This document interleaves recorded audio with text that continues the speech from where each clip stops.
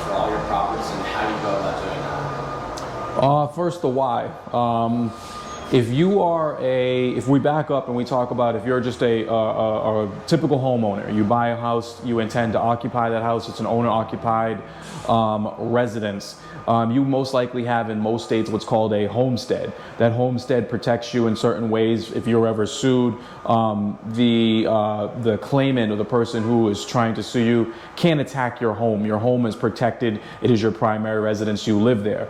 Other assets outside of that primary residence, you start buying investment property, those assets can be attacked by people who are trying to sue you. The typical example is somebody slips and falls on your property. They can sue you and try to take that asset from you. So if you own a rental property outside of your primary residence, if you're in your primary residence and it's a multifamily, don't necessarily need it. It's still your primary residence.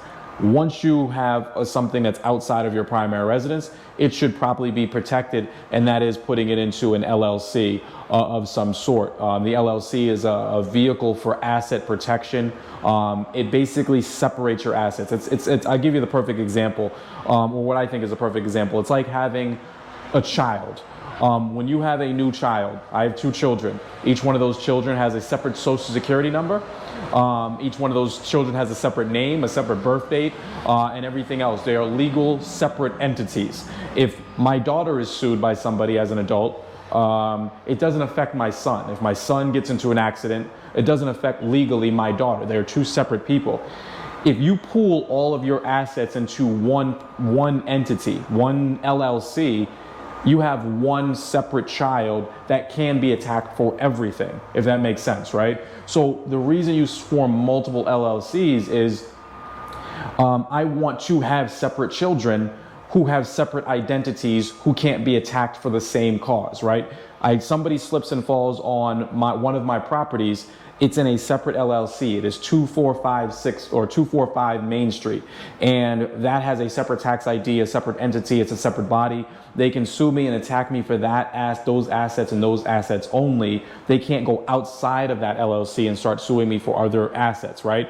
My daughter is sued, it doesn't affect my son. My son has a legal issue, it doesn't affect my daughter, and that's the way I treat my properties. Each property I purchase, it has a separate tax ID, a separate banking account, a separate operating credit card, a separate savings account, a separate reserve account.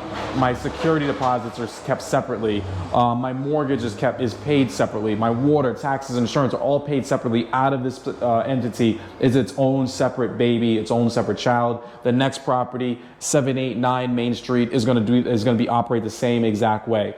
The other reason that you do that is to protect any partners that you have.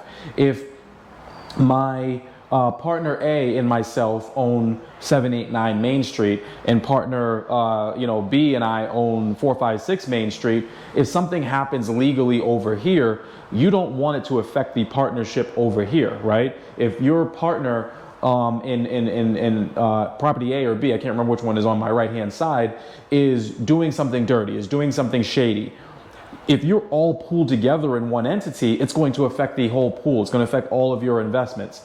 If this partner is doing something shady, I want to make sure that this partner who is on the up and up is also protected.